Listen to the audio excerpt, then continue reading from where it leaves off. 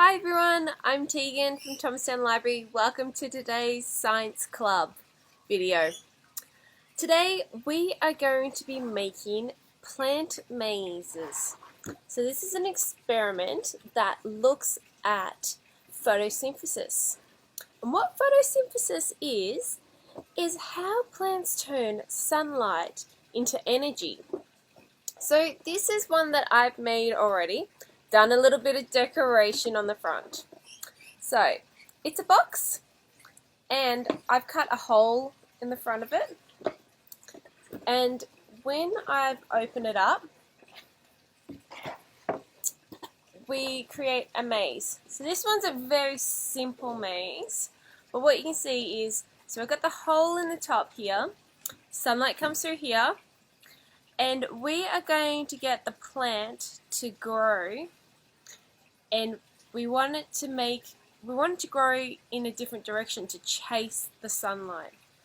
So when the plant chases the sunlight, it needs the sunlight to create energy, so it actually grows long and stringy. The best type of plants that you can use for this are beans, because they grow really fast. And if you want to do it from seeds at home, what we recommend is that you put your seeds in a cup with some soil, sit them on the bench at home in the sun and water them a bit to get them sprouting first before you put them in your box. Otherwise, probably won't work as great. So make sure they're sprouting first before you start to put them into your maze for this experiment. So let's get started and I'll show you guys how you can make your maze first. So I'll take mine away, this demonstration, and we'll get going. Alright, so first guys, you want to get yourself a box. So I've got a box here. I'm just going to get rid of all my stuff out of the box. Alright, so you want a box. A large box can work really well with this. So good size box. Shoebox works really well because the lid is perfect. You don't want to seal your box up completely because you still want access in and out of your box to be able to water your plants, because really you need to water them constantly.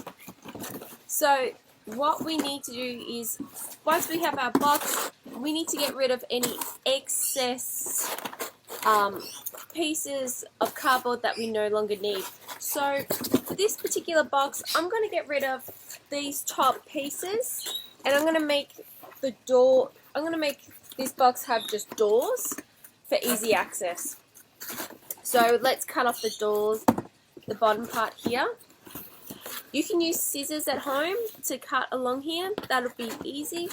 Otherwise, if you have parents at home, parents can use a craft knife. That might be easier cutting through the cardboard. For me, I'm going to use a craft knife today. So cut through this, hold this back, and I'm just going to cut nice and gently, taking my time and going very slowly because it's not a race. Just cut very slowly and just do multiple cuts until the cardboard breaks away. So we just do that slowly and patiently. And likewise, whenever we cut, we're cutting with our shoulders, we're not cutting with our wrists. So that way it's the arm movement that we're cutting with. And there we go. So again, nice and slowly cutting movements there.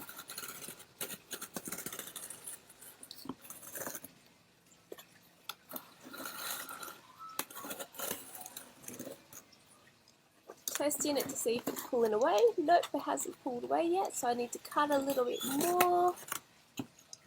Done. And now that I'm finished with my knife, I tighten it up, put its lid back on it, so we pack it away so it's nice and safe, so it's not going to cut anybody else. We no longer need it, so it's all tucked away nice and safe. Now we have our box, we've got our lids. I'm going to tidy this up. We don't need this little bits of tags hanging off it. Just tidy that bits up, take them off, make it look alright. And done. Now we need to work out how do we want to plan our maze. So we know we want light coming in from the top source here. So we've got our light point. So we'll work out that. And this is where you should have a pencil, and I didn't have a pencil today. So I will just cut it out using my knife. So again, a knife helps. I'm tipping my box upside down because it's easier for me to cut from. So sorry that it's going to be a little bit confusing for a minute for this part of the video. But the scissors are also very good. So I'm just going to cut out the light point. You can cut it out as a circle or a square. Squares are sometimes just easier to cut. It doesn't really matter what shape and that. You just want it to be a good size, but not the whole part of the top. You just want it to be probably about, at the most, a quarter of the top of your box, like in its dimensions. Let me just see if I've got all that. Yeah, that's got it. Alright, so we're finished with that. Pack it away. So we now have a light port for our top of our box there. So that's going to be our first point. Now I'm going to make this maze a bit more trickier than our last maze because that one just only had one level. I think we can make it with this plant. It can have a couple different ports. So if the light's coming from here, it's going to go like that. The plant has to go across here and there. So our plant is probably going to sit here. So we want it to kind of grow in that direction. We want it to grow here, around, and zigzag back up. So we're going to need a panel here, a panel here, and then, we could possibly put another panel here. We could do 3 to kind of get it to do that zigzag shape. And they don't need to be, remember, we want room for it to go around. And this is where you could also play around with things like mirrors to make the light bounce in the box as well. So you could do like little, especially because it's going to be very dark down the bottom here for the plant. So you could put little things like little pieces of alfoil to have the light bounce from this point to this point to help the plant find the light. That could work really well.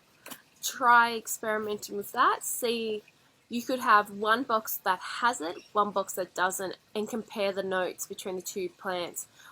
Did it work better? What happened between plant A and plant B? Which one grew faster, which didn't grow? And compare notes with your experiments. Alright, so I'm going to cut some little panels for our stages now. So because I've been collecting some boxes, I now have some excess pieces of card. And they already actually have some kind of like folds into them. And these folds are going to be really helpful because that means I actually don't have to make folds when I want to attach it to the walls. So I'm just checking to see, is this too long? And sorry, it was out of the camera. And it looks like it's not going to be that way. So I'm going to cut it. And you can get yourself a ruler. Or you can use a really solid piece of card.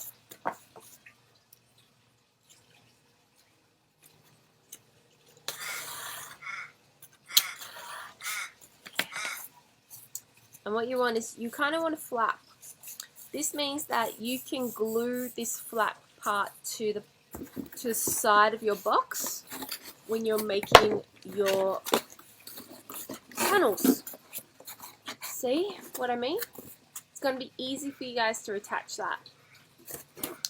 So when you glue these onto it, you can either use a glue stick, you can use some double-sided tape, you can use some sticky tape as well. Whichever you have at home that's easy for you to use. I'm going to use some double-sided tape today because for me that's going to stick really well. But glue sticks will work just as good. Even if you got PVA glue, that might work as well.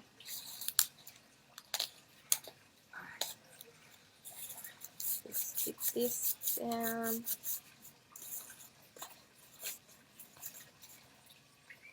And let's see if this will peel now.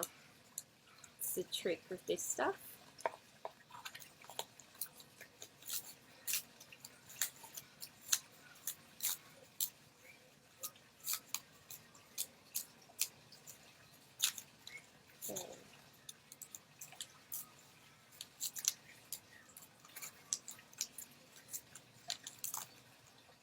Okay. Alright, so I've got my double-sided tape and I'm going to put the first ledge in. There we go. First ledge is up. I might need some more sticky tape to hold it in on the side there because it looks like it's not doing so great on the side. You can see how it's kind of flopping around a bit. It doesn't look like it wants to stick. See how it's kind of doing a bit of that kind of action? So that's where your engineering skills, guys, might have to come into play. So we might have to do a bit more structural reinforcements on this. So I'm going to get some more sticky tape happening and we will tape it up a bit better. Alright. So let's see, what are we going to do? How can we get this working?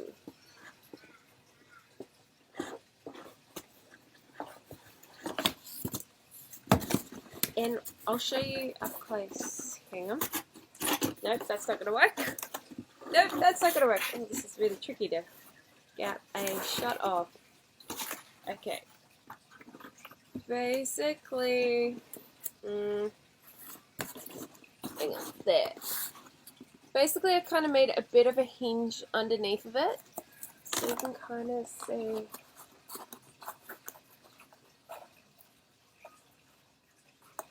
Tucked it under like that. That's going to really support it. And so you make it really tight underneath. And get it right against the wall. That will get it to stand up straight like that. Do it as many times as you need for it. You can even do it underneath here like that for it. And that will get it going.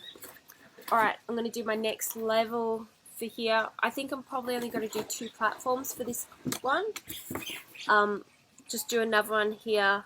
And we'll get the plant growing from this side up, and around. And I think that's enough for this plant. So I think we'll do that one. So I'm going to just cut this a bit more.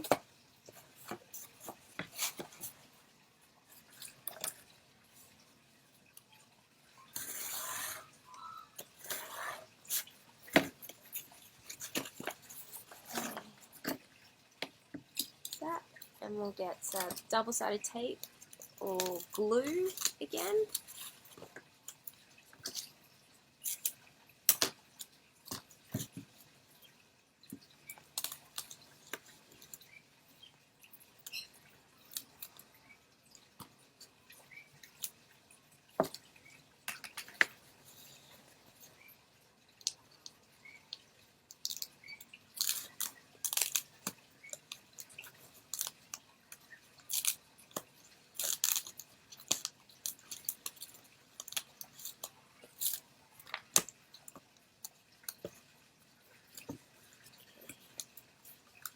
Oh, you want it?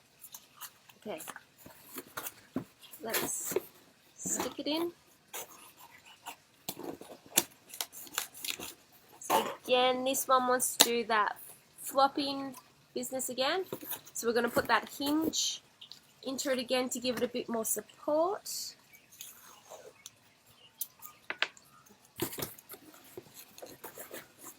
So I'll show you,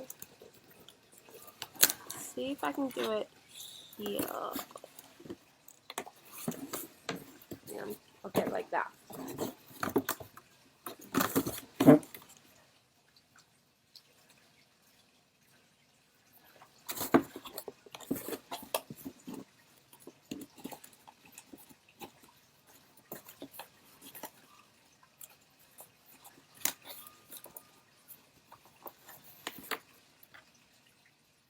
Might need heaps of sticky tape in this case.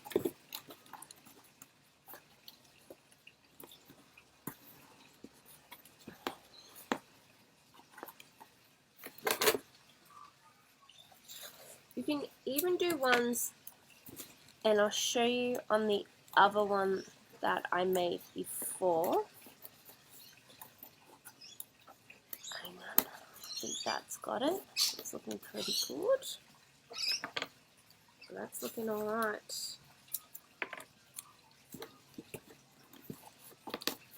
Okay, that's looking pretty good. I don't like how that's kind of coming off the wall like that, so I'm going to just stick some tape up here. It's not looking pretty anymore, but that's okay. It's all in the name of science today.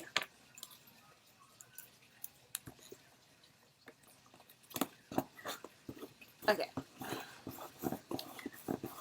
If you had a bigger piece of tape, like some thick tape, I'd just whack it straight across the top there, and that would really make that so much better, so much stronger. That's pretty good now. Alright, so I'm going to just grab my plant from my old box and just show you. So if we were to put this here, so from this new box, our plant would grow from up here, it would grow along here, and then it would eventually grow up here into the light. Hang on, up here. There we go. So grow like that, which would be pretty cool. In this box here that I made, you can do a different way, which is you do the same panel across the whole box and then just cut out holes in the actual panel, which is another different way around doing it as well, which is cool. So you've got a couple of different options. Really, it's just about playing around, experimenting, seeing what you like to do, and remembering you can then just shut it up. So just remembering that just checking to make sure that it can be closed. After you've got it inside and you're happy with how it is, then you can just decorate the outside and to how you like it. Check on your plant every day, make sure it's okay, give it some water, document to see how it's going, how it's following the light, record your observations because that's what an experiment is all about. And that's it for today's Science Club. Enjoy, guys, and we'll see you next time. Bye!